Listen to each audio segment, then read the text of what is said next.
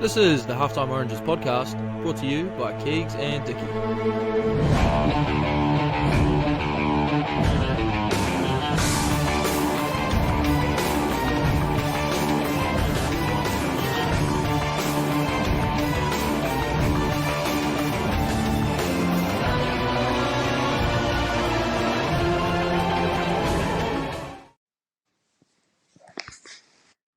Welcome back to the Halftime Oranges podcast. As you'll see, it is just me and Dicky, so we do apologise. We did say on the last podcast that we'd be sitting down with Alex Nankerville, but due to professional rugby reasons, I believe he had to go do a fundraiser or some sort of event with Munster down in Cork, so he sent in his apologies. Hopefully we'll have him on next week. That's the plan anyways. But so stuck with me and Dicky. Dicky, how are you, buddy? How's things? Yeah, I'm good, mate. Obviously sad news about Nanky, but I'm sure he would have been umming and ahhing about whether or not to continue with his Munster commitments or join our podcast. But I guess at the end of the day, he gets paid. He gets paid those hundreds of thousands of euro to show up to his commitment, so that's fair enough. Yeah. Now, look, mate, I'm well. I'm currently in Edinburgh.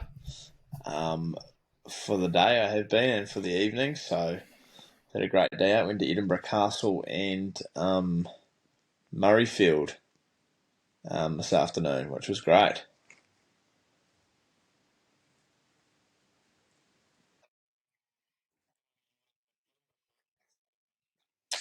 Just the evening, just Edinburgh, and then I'm off to these remote Scottish islands tomorrow to see an old friend who's now a Catholic monk on some weird Scottish island. So it's going to be an experience for the ages. Wow, that'll be a hell of an experience. Probably not something I'd be going for, but hey, you do you, buddy. You are a weird character as well, so makes sense. Oh yeah, well, it is what it is. It'll be interesting. But I'll tell you what, Murrayfield had a tour today. Did a tour of the place, and that was it was a bloody good tour actually. What did we do? They took us through saw the Calcutta, the real Calcutta. That was in the trophy cabinet. Do you think that was the real deal? He told us it is the real. It is the real deal because there's a replica. The players only touch the replica now. The real deal just goes from trophy cabinet to trophy cabinet. I wonder why. The players are only allowed a replica. And he did mention the story. I can't remember the exact year, but I think it was like late 1980s. There was a story that was out in town, and the players said it was dropped from waist height. Whereas there is a story going around that it was kicked down Royal Mile Road. But there's no exact truth, so there's no in between. But after that incident, the actual trophy was no longer allowed to be held by the players. So it just literally goes from trophy cabinet in Murrayfield to where I presume the other one's in Twickenham, the English one. So, yeah, that was interesting. We gem. That sounds extremely similar story to the Ranfurly Shield incident. Yeah, I was thinking that as he said that, and I did laugh in my head. Yeah, I can only imagine what's occurred there. Yeah, I'd be taking probably the latter. The kick sounds more realistic. Yeah. So they repaired it or whatever, but they're not allowed to touch the original.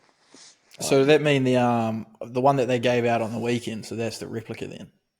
Yeah, that's only just the replica.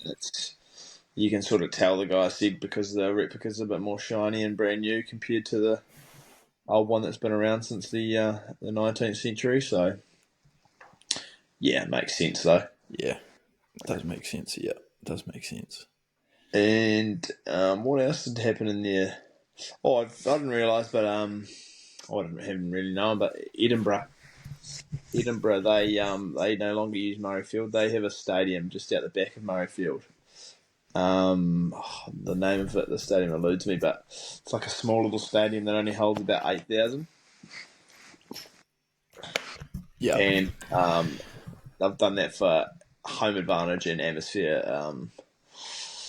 for the atmosphere, because 8,000 in a stadium that holds 67,000 apparently was counterproductive, and it looked like echoes, even with that many All people. right.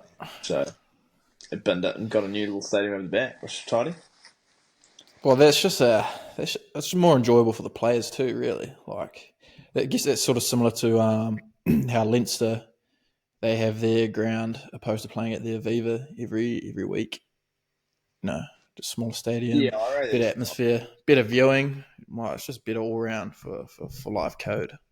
I reckon it's chair. Well, yeah, and I think they could definitely do something similar in New Zealand. Just get like 12 grand, not 12 grand, but like a capacity of like 10 to 12,000. Well, 10,000 would be perfect, because that's all they average on Super Rugby games anyway. So say maybe like a capacity of like 12,000 at little grounds. It doesn't take much to. I wouldn't think. Just put an investor. NZR just needs to invest in it, and then I don't know what happens to the other stadiums and stuff, but like, because the Hurricanes at Westpac's just like not it. Like, Yeah, let alone the Lions at Westpac. yeah, yeah, well Like that's right. Yeah, yeah, get pump out like Porirua Park and get another like some seating around there and just play yeah. and Hurricanes the era. You know. Put up like another stadium sort of on the other side, and then like you just make two embankments almost at either ends. Oh, fuck, that'd be ideal, real ideal. Yeah, I think they've got to start doing stuff like that. Surely. Yeah, they have to. Yeah, because it's not even like nice for like even when we turbos this year, we played at Eden Park. Like, don't get me wrong, that was unreal to play there, but we probably played it on a Wednesday night in front of like 1,000 people max. You're just staring up into an empty stadium, like The it's just facility. unnecessary. It's a nice changing room. Oh yeah, changing rooms were like the size of 3 regular changing rooms. Like they were huge. World class. Yeah, I was talking about the other day with my flatmate Shano and Sano about how you'd fix Super Rugby. Obviously, everything's sort of what would Big Fick have to say about the issue? juggling. Well, I just sort of was bouncing a few ideas off him, and my main idea is that they almost go away from the bigger stadiums, apart from Forsyth Bar, and FMG. They can stay, and then Christchurch New Stadium once that's indoor, they should get decent crowds in Christchurch, to games, I'd imagine. But I was more thinking like Wellington and like a little region. Well, yeah, it's only going to be Hurricanes really. Hurricanes and Blues, smaller little stadiums, and in the other regions as well, like take games on the road, like maybe like once. Like get a game for the Crusaders in particular, take them down to Timaru, Alpine Energy Stadium down there. That they're redoing at the moment, so I think the capacity is going to be like close to 10,000 or something when it's finished. But you sell that out, like when you take a game away from you sell those things out. Like you see in preseason games, you take them to the little clubs. You like chocker for what they can handle, those clubs. But you get thousands of people there just to see preseason. You just got to give give back to the people. Sell some tickets. Yeah, I mean the Blues could probably quite easily just play at QBE Stadium in North Harbour. Like that would be a perfect size, I would think, for Super Rugby. And that's that field's unreal, and it has a cool stadium to play at anyways. Yeah, Like but that would be how hard is it to get to? oh, bro, it can't be that hard. Like what? What do you mean? How hard is it to get to? Well, Eden Park's got trains that run right outside it, and it's Yeah, sort of reasonably central with like Ubers and stuff. yeah, but like, well, if you're going to start up that issue, then why are we even debating this? Well, it's just Not that many people go to the game for it to be an issue, anyways. I think, Dickie, isn't that the whole point of what we're saying? yeah. So I'm what? just throwing some Ten ideas out thousand people have to drive like it can't be that far. You there. might connect to the more northern community of Auckland, anyways. Yeah, You know, okay. I was comparing it to the NRL, because the NRL is like the peak of well, probably yeah, peak competition in Oceania. Like the way they've done their marketing and stuff's unreal. Everyone loves the drama, and they do mean build ups. And I don't know why Super Rugby can't do like mean build up production film work like they do, but it's mind boggling to me. yeah. Anyway, I was googling crowds just to see where we compare, and I think the average crowd in the NRL last year was about 22,000.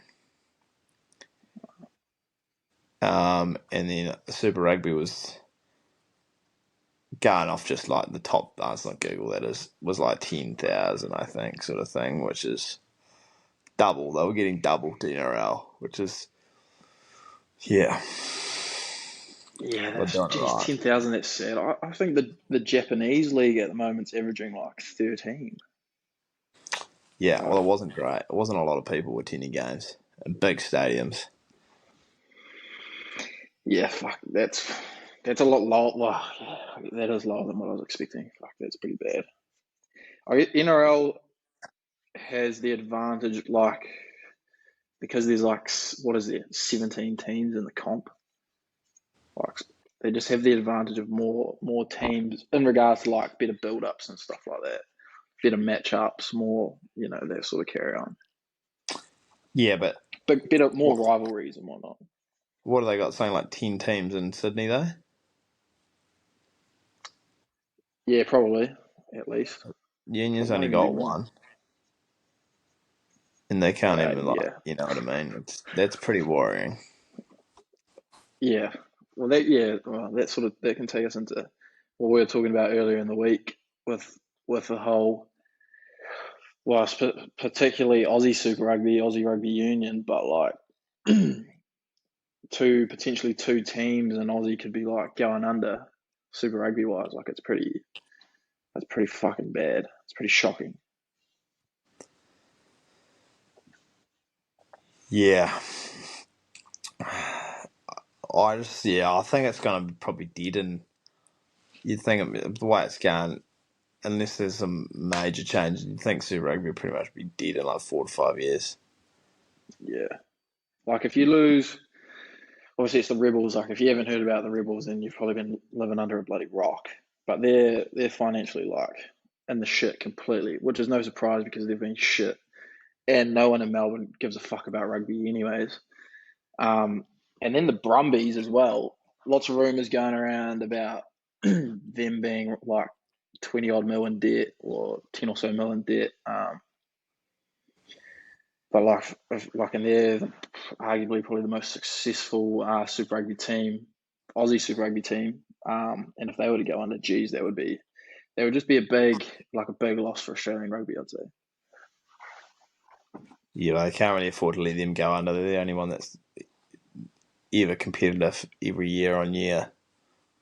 Well, they made the semis last year, so that'd be a shame. It'd be a disaster, I'd think. But yeah, I don't know.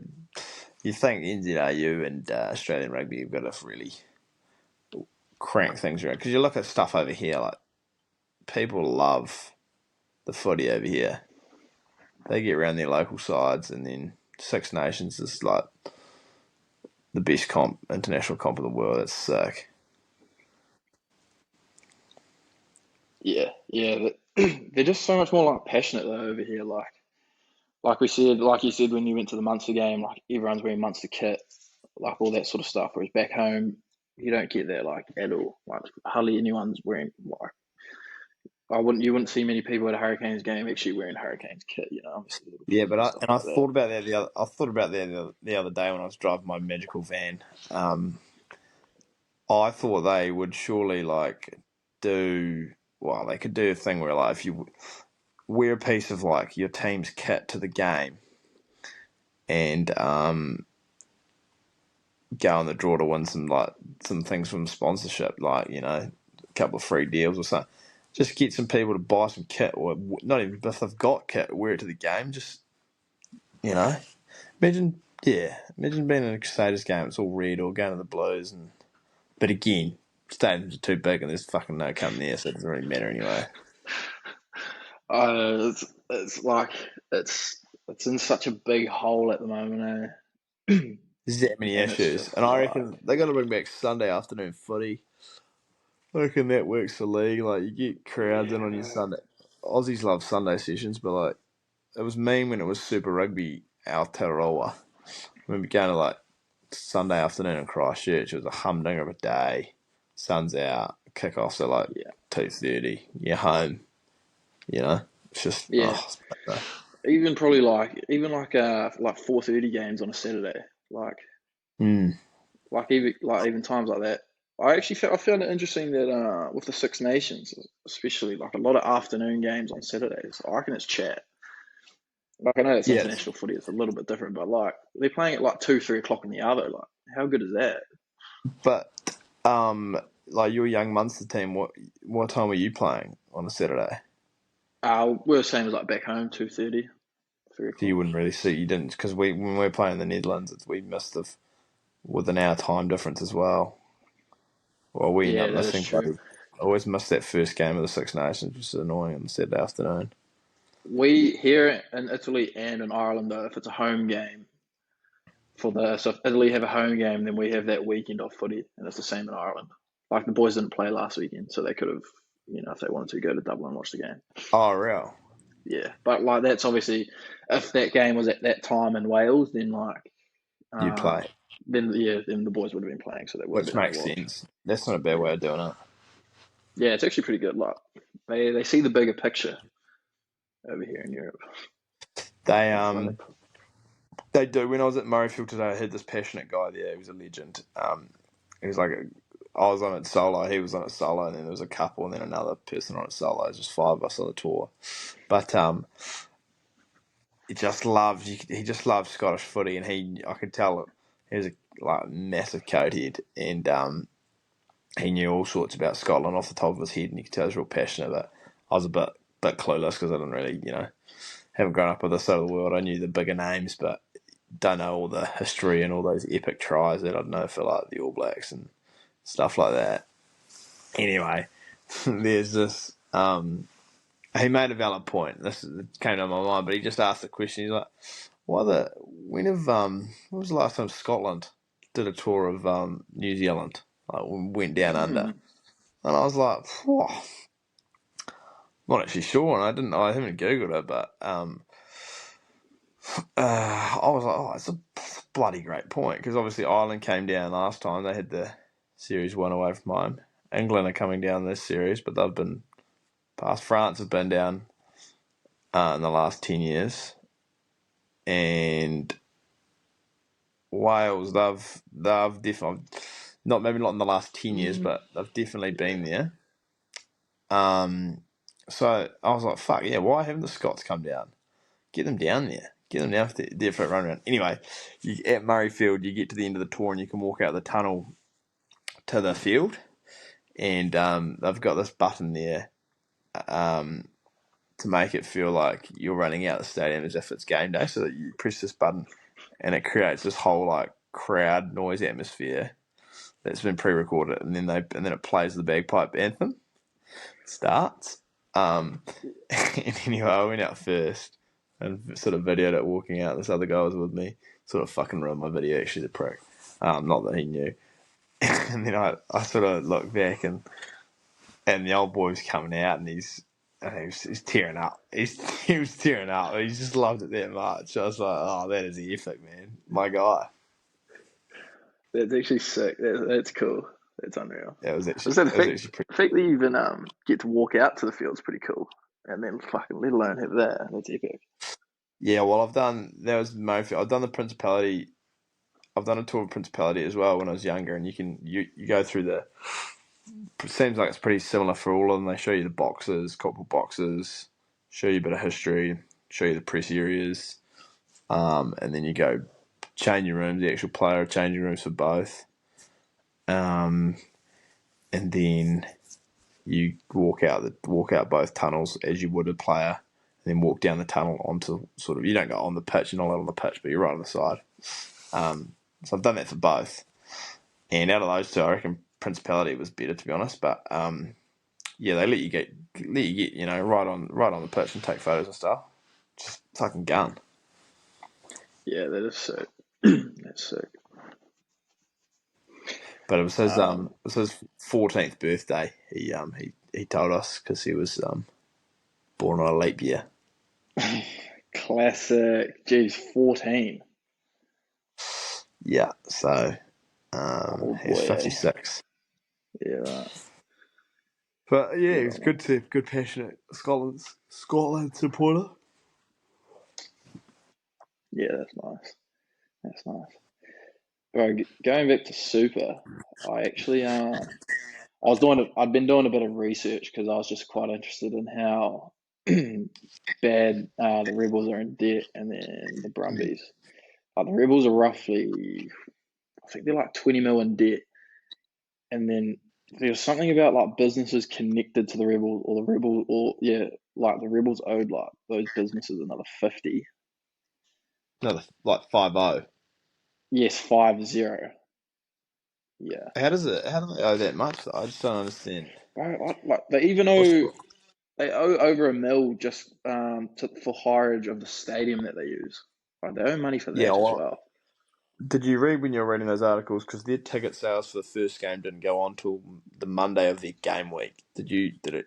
Yeah, I did What see was the? that, but They obviously had to pay a bill to be able to. Mate, I wonder if that's to do with the venue hire.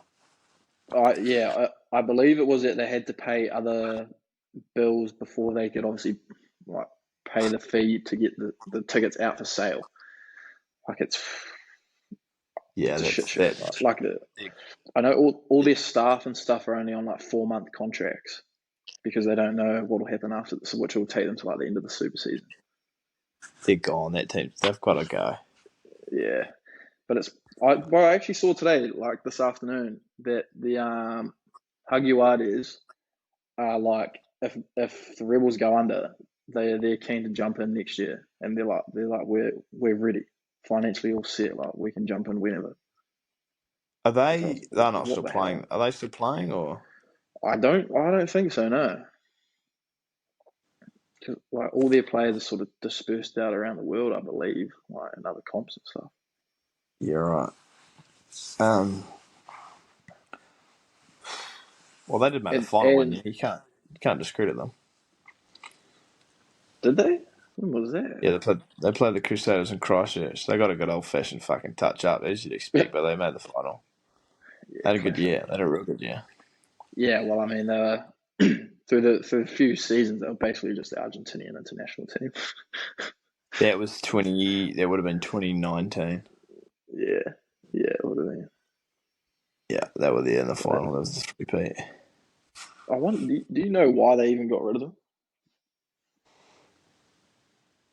Any no? Uh, wasn't it to condense? Well, no, I don't know the exact reason, but I'm feeling it was to condense the comp because wasn't it up to sitting at I like remember 16 or 16 or was it yeah, 18 teams with the Africans and then the Sunwolves and the Jaguares? but yeah, it would have been close to it.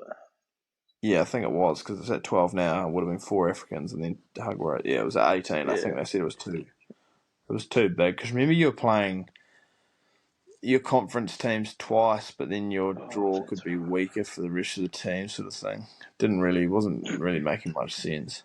No, there was too many, I think, like logistical issues as well. Like that was the point of the conferences, I think, as well, because they'd try to keep the South Africans and like then the Argentinians sort of like they would have played each other more often because they're closer to each other. Just doesn't make sense. It just seems like everything that Super Rugby does is just like, what are you doing? Like, it doesn't make like any logical sense. Who's running the show? Yeah, I know. It is a shit show. But I saw NZ Rugby is giving they each year. I don't know for how long, but they're giving each Aussie team 600K.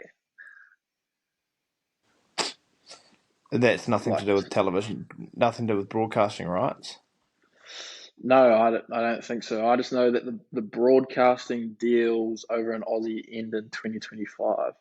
Yeah, I remember that's when it's all going to hit the shit's going to hit the fan there because Yeah, shit almost hit the fan when they were renegotiating that through COVID because our board didn't want to budge and we wanted more of the money from the broadcasting rights or something. The NZAU to compete to the Australian Rugby Union. The Australian Rugby Union's like, nah, you need us. We want this amount and all that crap. And then, oh well. 2025 or 2025 will probably be in my opinion, my prediction, will be the end of Super Rugby as we know it. yeah. fuck it. Actually, there's a good chance it probably will. Like I wonder what they'll do. Like there's almost, well, yeah, fuck. And if Super Rugby goes down, like the All Blacks already, like Yeah. there was such a long time we were so dominant, and that was when like Super was probably in its peak. Like throughout all the early 2000s, probably up until literally probably up until like the South Africans left Super Rugby, or 2015, probably 16. Like All Blacks so dominant, and then since then Super Rugby's collapsed. All Blacks have collapsed. Like All Blacks will be fucked. In all honesty. Yeah. And it definitely makes a difference, the URC having the South African teams in there. I think we miss that, the beast, Yeah. the South African weapons down south. Don't have that contact sort of game anymore. It was nothing like a driving maul scrum in South Africa. 3 a.m. in the morning, you're watching the boys battle bloody altitude, and no. Yeah. Yeah, it's interesting that you see the South Africans leave Super Rugby. Super Rugby drops off. They join the URC, and then URC it becomes a good comp, and then like the Northern Hemisphere teams, international teams, just like start becoming stronger. Yeah, well stronger. Yeah. And So it is what it is, isn't it? it is what it is. Boys are in trouble, really. Boys are in trouble.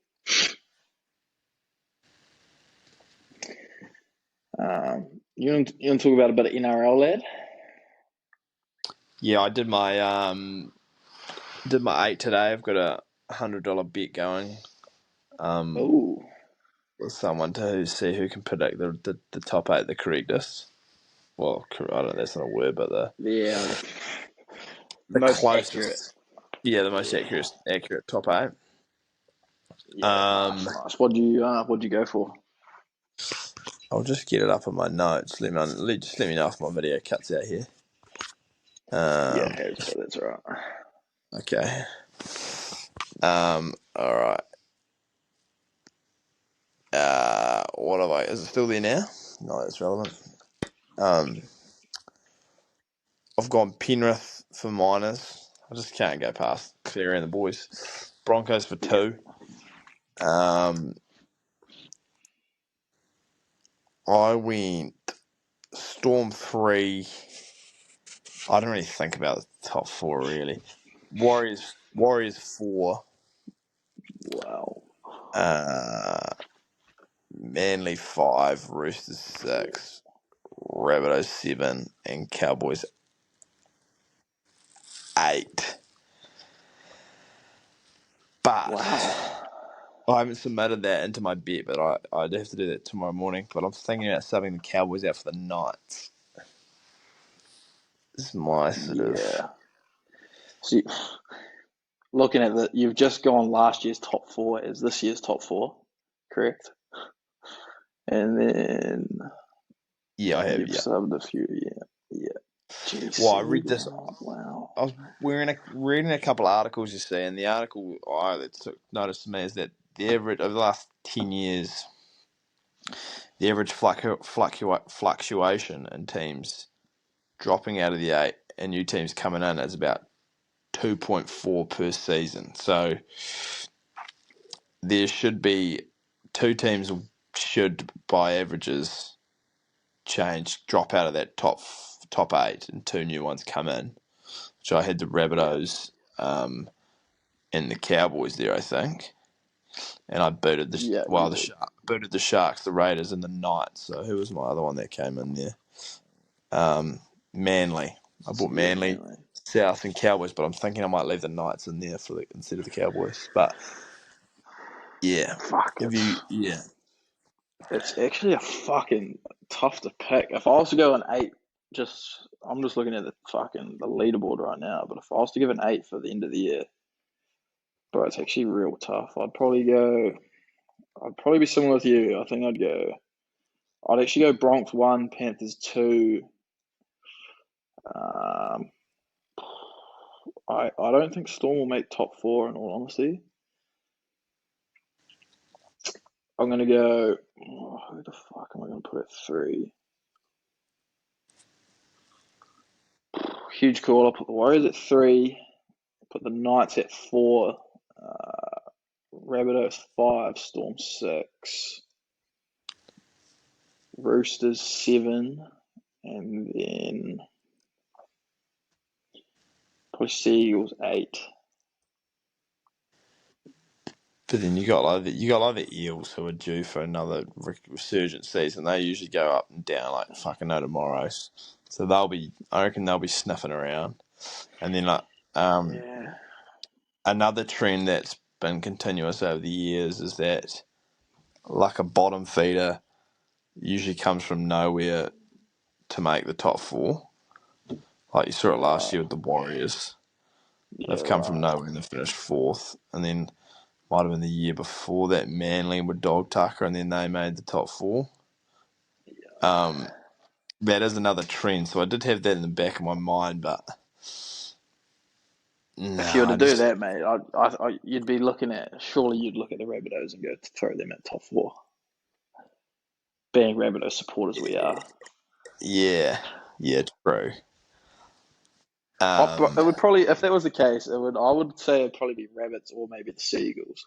Would be 2 teams that you'd throw in there. Oh, the dogs are due. The dogs are due. There's a fact that I've Oh, been I told know that they're due, but the dogs make a grand final every 10 years, and then every 20 years they win a grand final. And in that trend, it's the 10th year since they've made a grand final, and it's the 20th year. So, like, they're due to win the premiership this year, the dogs.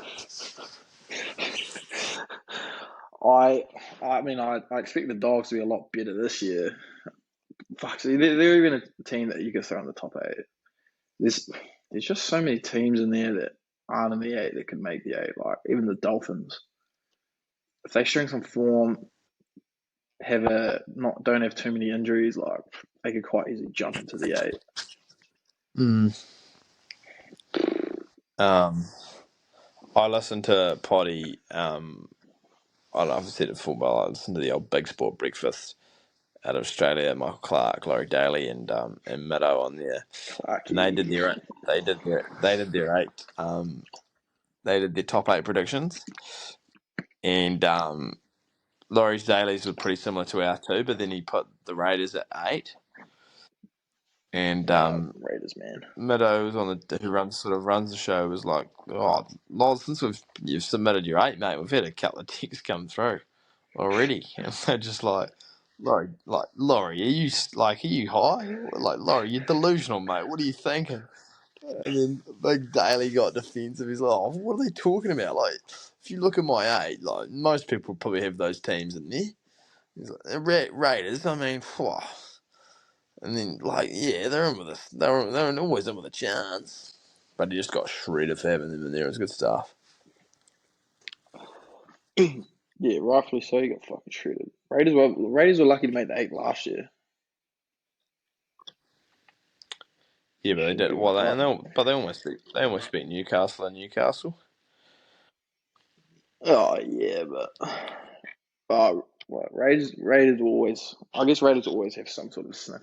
They never kind of die out, you know. Like, they're just always Nah, there they got pushing you. dog. They got the dog. They got the dog mentality. They got Ricky Stewart there. It's like what we were saying last week about the Brumbies. They just breed them a little bit different down in Canberra. Yeah, they don't got any weak gutted dogs down there. They're just all mongrels. They actually have you heard of the 100-100s that Ricky makes his teams do? Nah, what is that? You, you just do like 100-100 meter sprints, like For your time? sprint.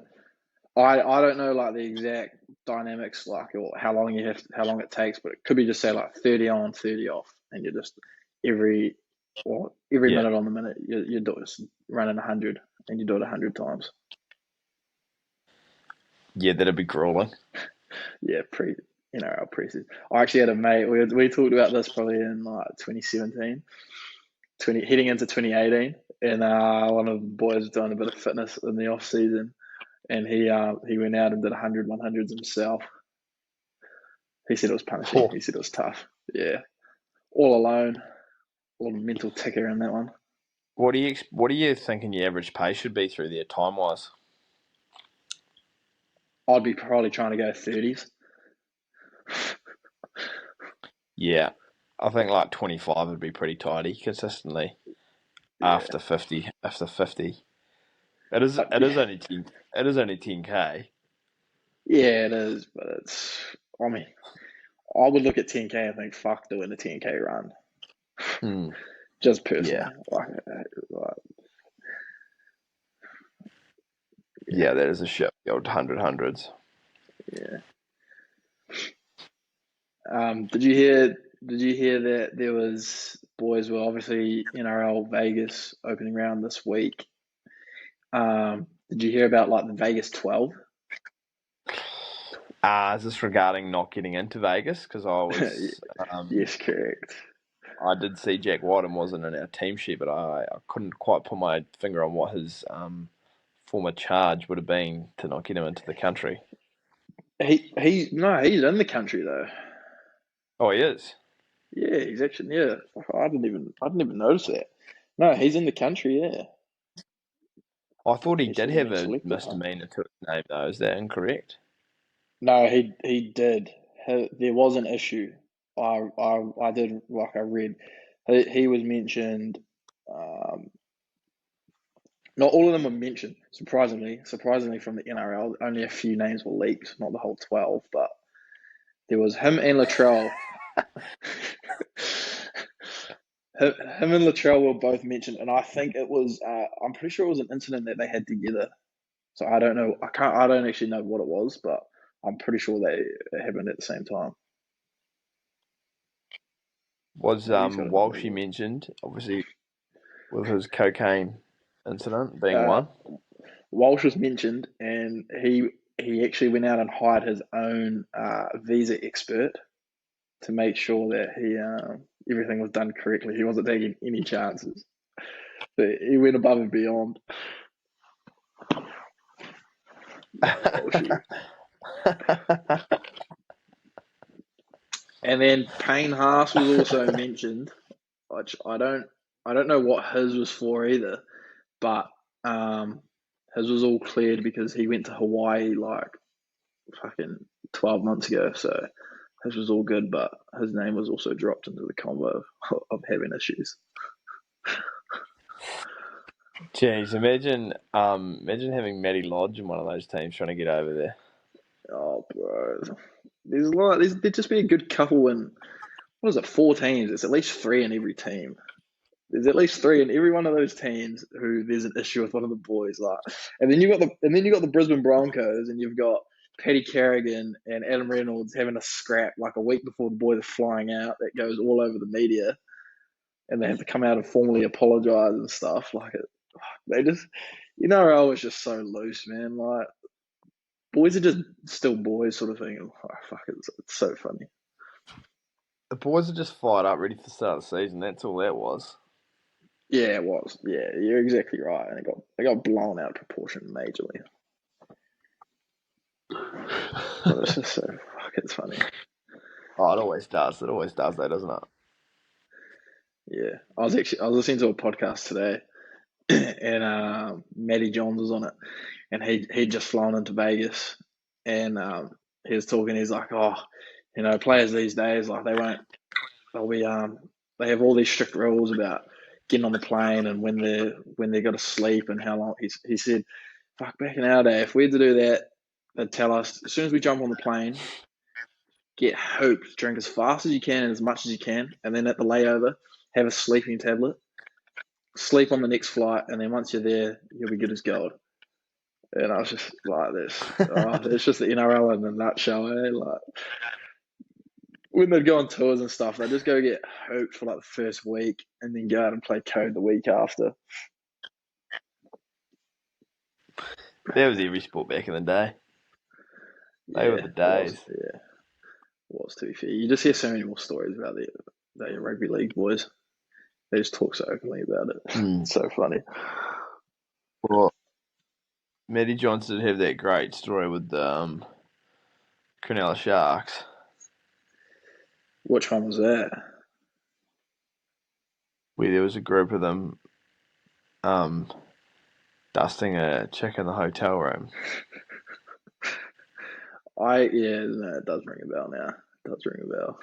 And then they would, allegedly, the lights are off and they'd just, oh, hold up, just need to go to the toilet and just, like, sub each other in. Oh, jeez. That doesn't get talked about too much, and fair enough. Yeah, Matty fair keeps it enough. under wraps. Yeah, What, had to pay a lot of money to settle or something, settle for the poor lady? yeah. But like we said, the stories just always come out of the NRL. Everything always gets spoken about. Well, everything gets leaked and Yeah, it stuff. is good. It'll be With that in fucking mind, interesting, who are you actually. picking for? You go. I was just gonna say, with that in mind, who are you picking for those first two games, week one? They're in a couple of days in Vegas. Yeah, week one. First game is Souths versus Manly. I'll have to take the Rabbitohs. Have to. Rabbitohs been. I actually watched a couple of little. They've had like a wee documentary series on YouTube of the boys in pre-season, and boys have been fucking working hard. Obviously, as every team does in pre-season, but I know boys look sharp, look well bonded, so I'll definitely be picking them anyways, regardless. And then game number 2 is Broncos versus the Penrith Panthers. Oh, sorry, Roosters. Sorry, my bad. Broncos, Roosters. Oh, you'd probably have to go Bronx, I'd say. It'd be interesting though. Yeah, look, Yeah. I'm making my picks for those two games based on the fact that the field is 4 to 6 meters smaller in Yeah. width. Yeah, that's correct. So, in my opinion, it's going to come down to a largely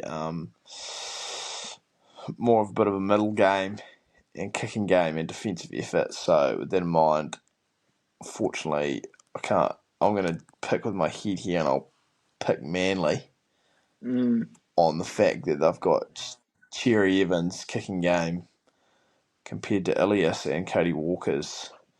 And they've also got Brooks there who can kick a ball. So strictly on the kicking game is my pick there. And then Broncos as well with Reynolds. Just think the shorter width on the pitch, the attack's going to be a lot less exciting, shall we say. It's going to be sort of, I think anyway, up the guts with the forwards and then get to your dominant kicking game. So wouldn't be surprised if those two teams get across the line with that in mind. Yeah, nice to see you're as loyal to the Rabbitohs as you are to the Crusaders. Nice one there, bud. I actually did hear that the Seagulls were training back in Oz on a field that was the width of what they would be playing at. So it was, I think it's 5 meters. Yeah, like I said, 4 to 6. So they were 2.5 each side. Let's say they were training on a field at that width, so they'll be prepared. Which I find interesting because, like, fuck you, bring in bad habits. I guess professionals, but bring in bad habits and sort of fuck your attack slightly, make it quite cluggy if you're practicing on. I would have thought you'd just personally take the approach you train on a normal field and then try and adjust for that slight weak rather than train further out on a smaller pitch for a longer period of time. Maybe adjust too much to a small pitch, but yeah, I don't know. We're just a couple fucking fellas who don't have a clue, aren't we? Sitting here. Oh, I've got a reasonable idea. You have no idea. Don't even claim. Don't you dare try to claim it. And my Super Rugby picks for this week, I've gone Blues over the Landers.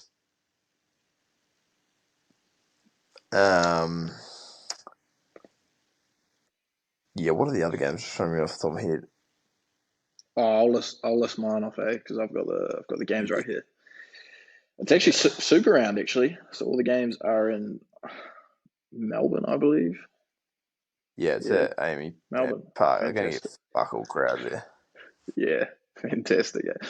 Fucking what a gee, why wouldn't they just put it somewhere else? Like, I know they're trying to grow the game and shit, but like, you put it somewhere else, you're gonna get so many more crowds.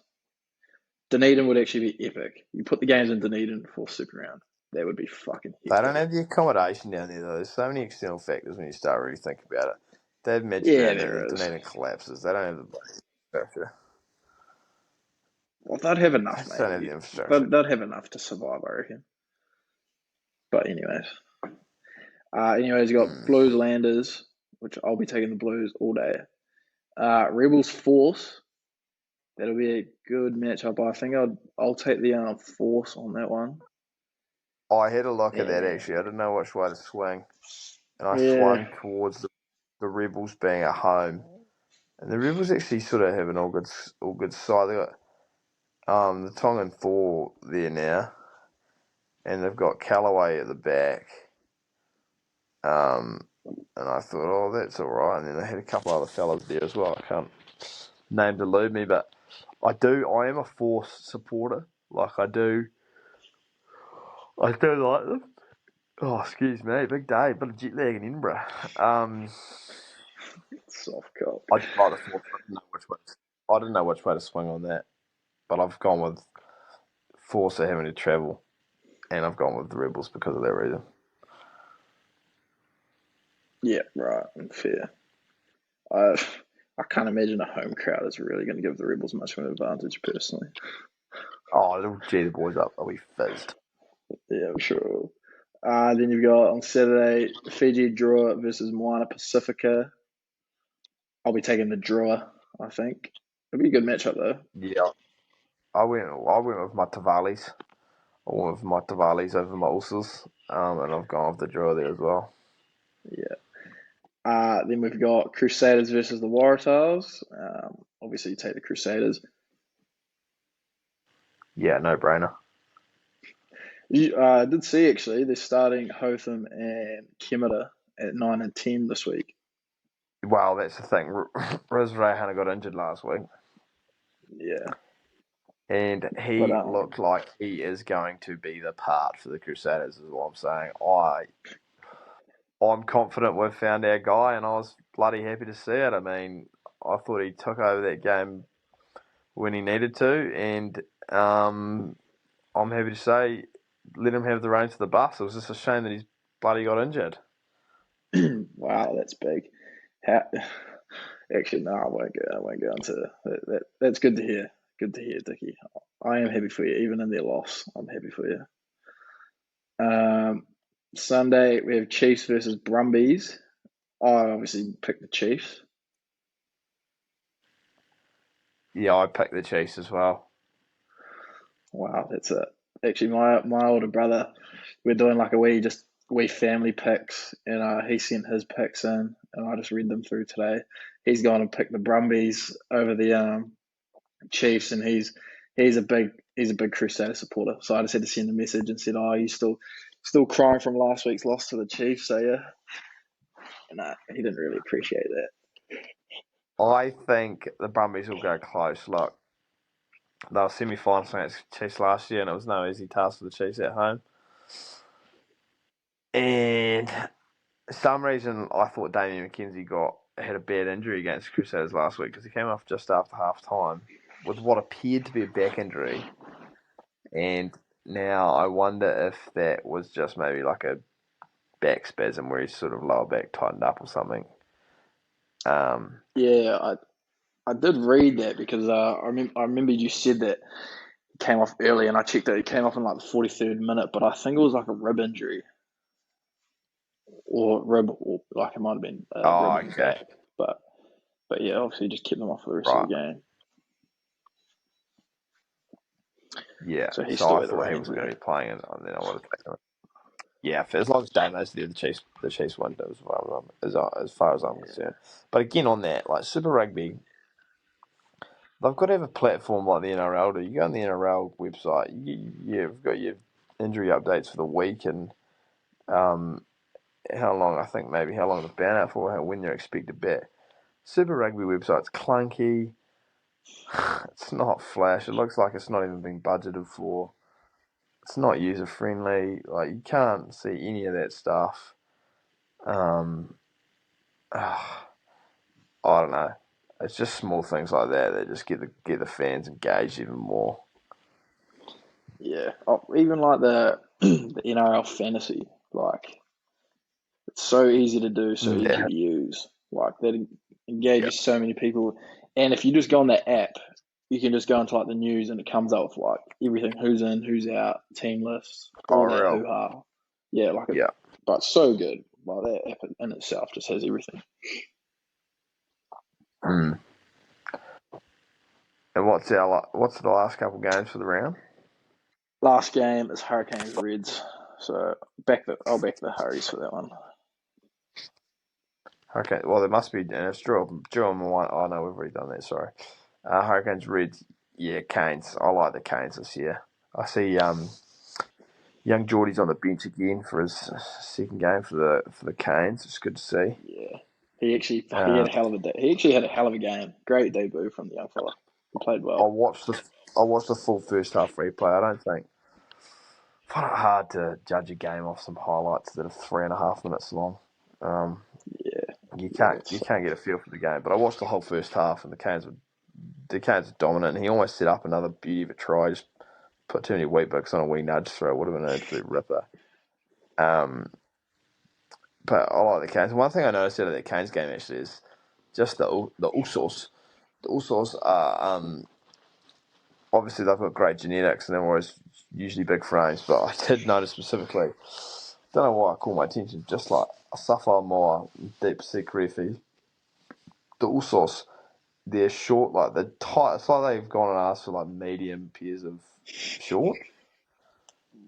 Like they do the thing where they sort of pull them sort of half up their thigh and like make their quads look fucking humongous even though they're massive. And it's like, oh, that's the old Uso intimidation tactic. I love it. But I just noticed it the other day that those boys, they'll be able to squat some fucking tin. Yeah, I've never noticed it on Armour, but I've definitely noticed it on Dupes. Yeah, Dupes looks like he goes and grabs like the mediums, probably like a large at least. Yeah. But he pulls them right up and fucking hell, the cunt has some fucking absolute quads on him. To be fair, but yeah, Quads are dope, man. Yeah, he wears them fucking high. It is funny. Like Canes were good, I reckon. Yeah. Sorry. The Canes are good. Yeah, they were good, but Yeah. it was almost like classic Canes footy in my opinion. Like so good, but then just lack that little bit, just not quite clinical enough, just to really put a team away. Right. Force sort of came back in the second half and scored. I think they scored maybe the 2 of their tries in the second half. But you got to take that into account. They were in Perth. I do understand that. Yeah. You get that. I do get that. Especially in the second half when fatigue and all that sort of comes into it. And that's, I can understand that. But I do like the Canes this year. I do. I rate them. It'll probably be quite a NZ rugby wise. The teams it might be quite even. I think this year it'll be in that reason it'll be good internal comp for the boys. It'd be good to see the Landers go well. Yeah, it will be. I do love them. I do love when the Landers are going good. They do. They do try and play the most exciting brand of footy. Whether or not they pull it off some weeks is a different story. But they're like the Warriors of New Zealand Super Rugby. They'll throw it around and try and score those miraculous tries. Sometimes they get hummed by 50, and other times they'll win other times they'll win 45-28 in the beauty of a game. Yeah, and when they go good, their support base grows heaps too. Like they're real loyal down there. So it'll be They look sharp on the weekend too, actually. Yeah, they don't look too bad. It'll could be a good matchup actually against the Blues. I'll get up and watch that game. So it'll be good watching for the morning. Yeah, I've been watching them on this dodgy website called Rugby Net, full Super Rugby replays. And I clicked to watch the replay, Crusaders Chiefs, and came up with consent to conditions of, access to the website. You know how you just click all one. I thought, it's a bit dodgy. I'll have a read. And it was telling me to consent to allowing the website to access all files on my computer and stuff like that. And I thought, barnacles. So I think I've disagreed with it, but I've continued anyway. So hopefully I'm not getting things pinched or things downloaded, but I don't know. But it was worth it. Crusaders Chiefs game. It was a good replay to watch, so I'm happy for now. Yeah, nice. It is a bit of an issue trying to watch Super over on this side of the world, isn't it? Well, here's another thing for fucking Super Rugby. There's no broadcasting rights in Europe. So I was going to buy a subscription to whoever had the rights. And last year they had Sanzar. Sanzar.com was providing streams and replay versions of the Super Rugby. But now Sanzar is no more. So there's no... So they said, no, we're not providing Super Rugby for Europe. Just keep an eye out for when it's going to be... Are you fucking serious? Wow. Like, are you serious? Like, you're telling me that the URC would be like to a country, another rugby country? Nah. Not going to make it available in your country at all. Yeah, that's fucked. That's Super Rugby in a nutshell right now, pal. It's just diabolical. I just want to see the boys play, but can't even fucking buy the games. Yeah, it's shit, eh? Fucking dog shit. Yeah, so it is what it is. But with that in mind, might wrap it up there. Yeah, I see you're looking a bit tired there, bud. Yeah, it's the jet lag. It's 10 to 9 here, but it's obviously 10 to 10 back home, and I'm usually in the pit by about 10 at the latest, and yeah, I don't know, big down there. It's a bit of big down the hooves, mate. I'd love to see my step down actually. I might try and find that now. What's it under? Is it under health? Is that? Yeah, we'll be under health. Yeah. Oh, gotta bloody set it up. Oh, mate. It should pop up, though, I think, once you set it up.